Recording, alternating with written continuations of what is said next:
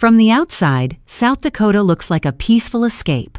Wide skies, open land, small towns where everyone knows your name. But here's the truth. More and more people are leaving, and fewer are coming back. Entire counties are shrinking, schools are shutting down, doctors are disappearing. And behind the postcard landscapes? Bitter winters, 70-mile drives to the nearest hospital, and job markets that haven't changed in 40 years. It's not just that life is tough here, it's that modern life doesn't fit here. When towns don't have high-speed internet, or a single coffee shop, or even a local grocery store, what happens next? For those who stay, South Dakota can feel like a state frozen in time. For those who leave, the question is always the same. What am I really giving up, and what am I getting in return? Today, we're diving into why this state, full of history, beauty, and pride, is also quietly emptying out. And by the end, you'll understand why South Dakota has become one of the hardest places to truly call home. Let's start with the one force you can't fight, the weather. Number 1. The weather that makes you question everything. South Dakota's weather doesn't just chill you, it challenges your endurance. Winters bring brutal cold, with temperatures often dipping below 20 degrees Fahrenheit. But the real issue?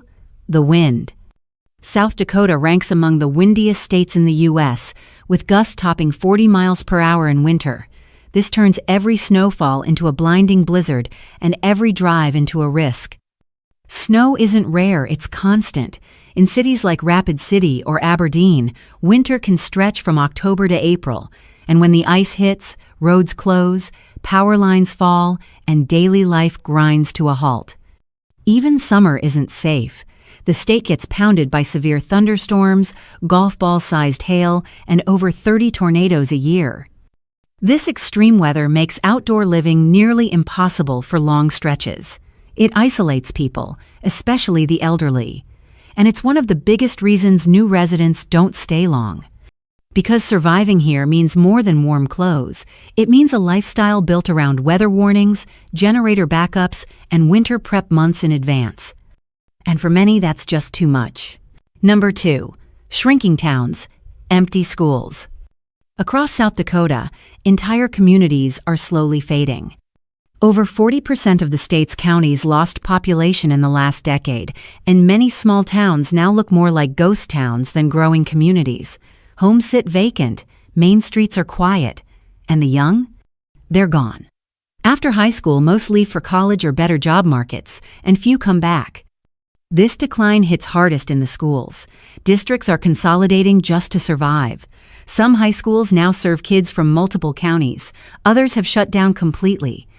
It's not uncommon for students in rural areas to ride the bus over 90 minutes each way, every day, just to get to class. For families, this means tough decisions. Move closer to larger towns or adapt to long commutes and fewer resources. For the elderly, it means watching the neighborhoods they raise their kids in slowly empty out.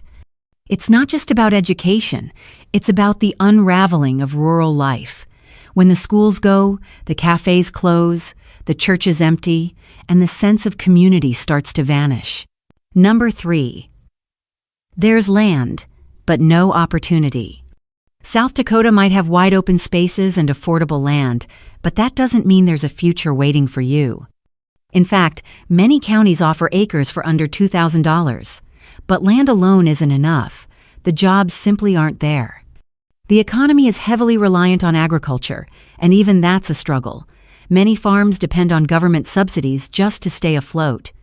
And when drought hits or commodity prices drop, entire communities feel the ripple effect. It's boom or bust, with more bust lately. There's little to no tech presence. White-collar industries are sparse. Outside of a few urban areas like Sioux Falls, career paths are limited. You won't find a lot of startups, software companies, or growing service industries. Most small towns don't even have a dentist, let alone a thriving job market. So what happens? The younger generation leaves, looking for something more stable, more modern, more connected. And those who stay? Often retirees or those rooted by land and family, trying to hold on. It's a place where the American dream of land ownership is still real, but the promise of economic mobility is fading fast. Number 4. Healthcare desert. In many parts of South Dakota, getting sick isn't just scary, it's dangerous. Dozens of counties don't have a single hospital. Some towns have no clinic at all. If you need a specialist, cardiologist, neurologist, oncologist, expect to drive hours, maybe even across state lines. For the elderly, this isn't just inconvenient, it's life-threatening. Ambulance wait times in remote areas can stretch past 45 minutes, and in a medical emergency, stroke, heart attack, trauma, that's the difference between life and death. Maternity care is another crisis. Several counties have no OBGYNs. Young families are forced to drive 2-3 hours just to deliver a baby, often over icy roads in winter. In some areas, hospitals have stopped delivering babies entirely. The root problem? A shortage of doctors willing to work in rural South Dakota. Low pay, professional isolation, and outdated facilities make it a hard sell. For people living here, healthcare often feels like a luxury, not a right. And for those considering a move, it's a serious red flag. Because no matter how beautiful the landscape, it doesn't mean much if you can't get help when you need it most. Number 5. Culture shock for outsiders. Moving to South Dakota might sound like a peaceful escape until you realize just how different life feels. Many communities are deeply conservative and tight-knit. If you weren't born there, you might always feel like an outsider. It's not about hostility, it's just that everyone already knows everyone, and change comes slowly. Diversity? Don't count on it. Most towns are overwhelmingly homogeneous, culturally, politically, and socially. If you're looking for multicultural neighborhoods or global cuisine, this isn't the place. For many newcomers, the lack of variety can feel isolating. And don't expect big city conveniences. Some areas still don't have access to high-speed internet. Streaming a movie? Forget it. Reliable cell service?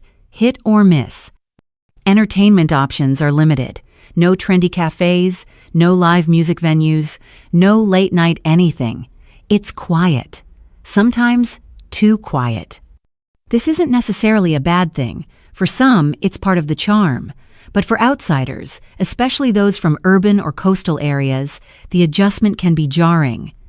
What feels like simplicity to locals may feel like culture shock to newcomers, and that's often the final push that sends many people packing back home. South Dakota isn't just quiet, it's paused.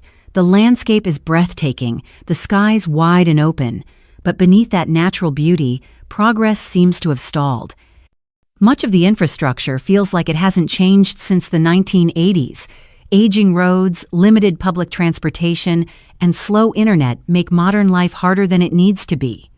And while urban areas like Sioux Falls show some growth, the rest of the state feels stuck, frozen in time. But that doesn't mean everyone's leaving. Some choose to stay, and not just because they have to. They stay for the peace, the space, the sense of community. They raise families off the grid. They trade convenience for quiet, and to them, it's worth it. Still, for the average person seeking opportunity, amenities, or a connected life, South Dakota is a hard sell. South Dakota isn't dying, but it's not thriving either. Would you live in a place like this if the land were free? Let us know in the comments.